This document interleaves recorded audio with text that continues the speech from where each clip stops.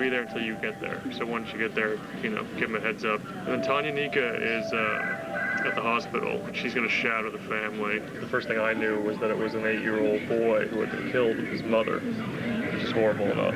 And this teenage girl, traumatized and terrorized. I immediately sent Lemire there. It's not clear when the PD is leaving at this point. All right, can you stick there for now? Yeah, I can stick a little longer. You know what, I may overnight Lemire there and just have Jendar hold down the shack tomorrow. Fine. But we didn't know much about him, other than the brutality of the crime. Thanks a lot. So Lemire, while waiting it out, he had to talk to everybody that he could, and he eventually found witnesses. Hey, it's Gitrich. Hey, it's Lemire. He attacked and murdered his ex-girlfriend, and then he decapitated the 8-year-old boy. Hey, so this is pretty ghastly. Kid was chopped up, put in a bag. I just gotta figure out. Yeah. Okay. Fine. This nutcase makes her put the boy in the bag. I know, right? Not that we needed a story to get any sicker. I mean, I had spent hours on hearing about these ghastly details, so when Bob came over, it was good to see what his reaction would be to hearing them all at once. He forced her to stuff the kid's limbs into the...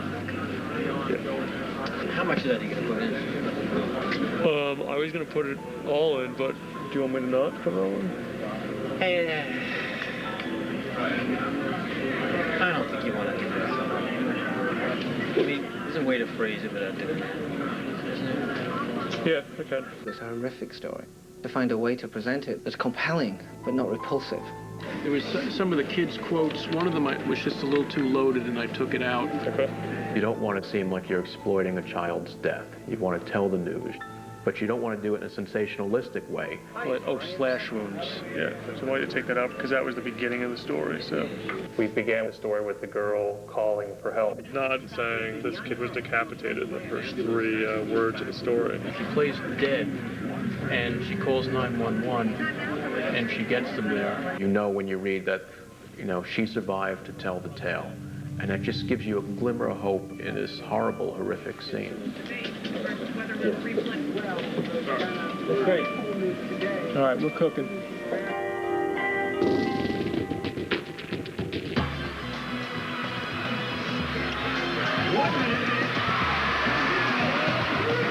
Never had to write while the game's being played, and they want me to send it in as soon as possible, so gotta have everything finished pretty much right as the buzzer sounds. The game was kind of crazy, and it went down to the last minute. I was just going through leads in my head. I probably wrote like 4 different leads. Michelle Snow hit that layup at the end, and when she hit that, I was like, what the hell do I do now? I told her I'd foul by 10.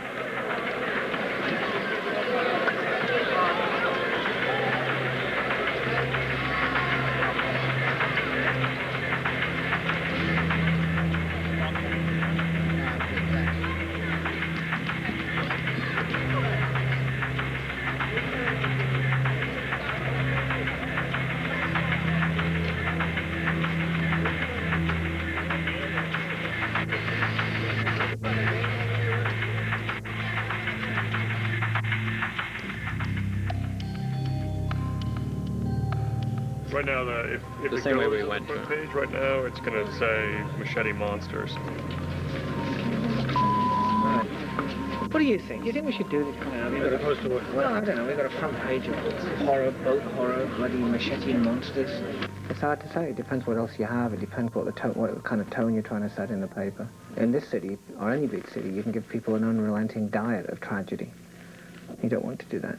It'll certainly sell stories that people. Sometimes horror can be fascinating. It's just a horrible story all around. It's understandable that there'd be a big discussion about whether or not to put on the front page. It's a good story. Is it a wood? Well, yes, it is a wood, but I just don't know, you know, children get their heads cut off every day. I just don't know that people want to read that. I don't know, maybe they do. It's not easy. It's not going to make anybody's breakfast any more pleasant. The Coney Island story, as gruesome as it was, by the end of the day has the most impact. You know, a very blunt impact, but undeniably a very strong story. I think we got to do the Right, thanks. Thank you. No problem. Often there's a debate, a very healthy debate, on what's the best story to sell the newspaper. So we had on that front page was a balance between the machete monster and then a story at the top about a valiant teenager who saved her family's lives in a boating accident. So it wasn't just a front page of news from the abattoir. Hey, so I got my target for the game. I'm trying to see if he shows up on Google, but yeah, this guy's not like showing up anywhere. Hopefully the library will come up with something, but he has kind of a common name. Oh, where he works, Todaro Brothers. But let's see. No, it's a restaurant. Because I could just, oh no, I can't shoot him at his work. Thinking I could just go shopping. They may have like been stalking me at the office. I already feel like complete paranoia. I really wanted to kill the target before I got killed. So I'm gonna wheel my bike over there and like tie it up in front of the store, because I can't think of any other reason I'd be standing there. I went along because I had been so busy leading up to that. We hadn't hung out that much outside of work. Where's your bike?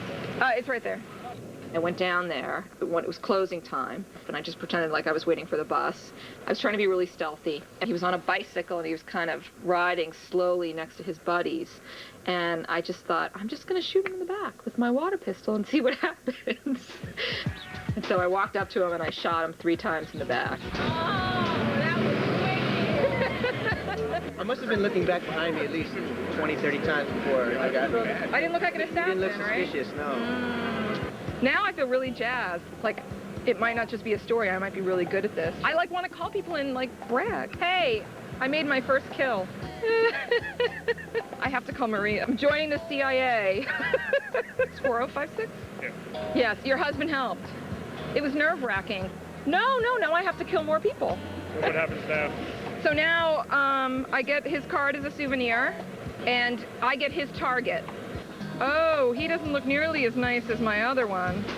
But now I have to go rescue my bike. And hope I don't get killed on the way home. They can kill you whenever they want. Oh, yeah. I'm living in fear, basically. So. That's pretty exhilarating, though. You don't think they're after me, do you? Gotta get it down close to 300. That's close enough. I thought it was good. I was done around 10:03. I'm like 5 minutes late right now. What I have to do is file it, really.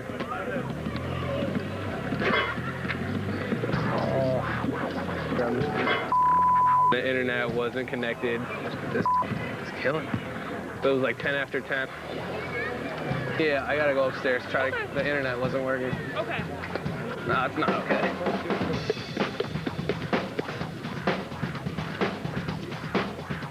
Ran upstairs to the press room, tried to connect my computer there.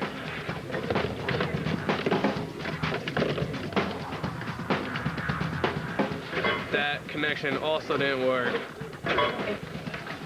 Swap. Get the story.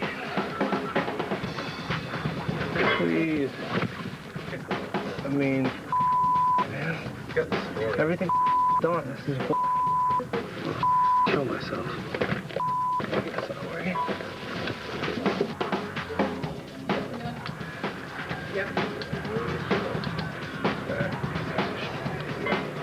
Yes. 3 after 10. My story was done. Yeah, I've never really. So my fault that the internet doesn't work anywhere. Hey, I just emailed it to Mike. You got it? Is there any way you can get it in? I mean, I don't. Yeah.